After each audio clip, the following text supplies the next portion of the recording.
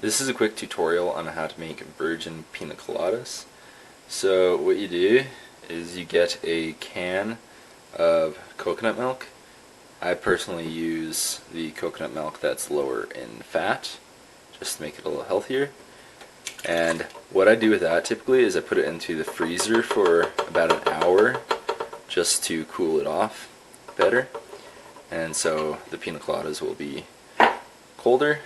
And then what you do is you get 500 milliliters of pineapple juice and you pour that in. I made some pina coladas yesterday, so I already used up half of this jug, so I know that there's 500 milliliters left in this jug. So you just pour that in, and typically non-virgin pina coladas are made with rum, so I have rum extract.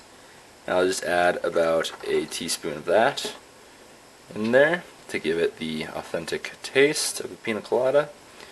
And then what I have is I have about 2 cups of frozen pineapple chunks, and then I'll pour that in there.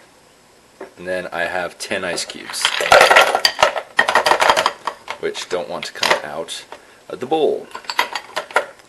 And then that's basically all that you add. So you put your lid on, and then you push your blend button once you turn it on.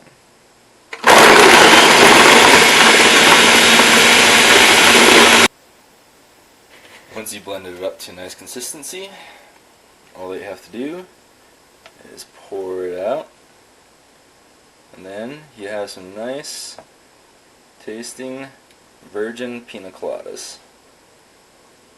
And it's that easy. It's a very simple recipe and it tastes great. It tastes great and authentic.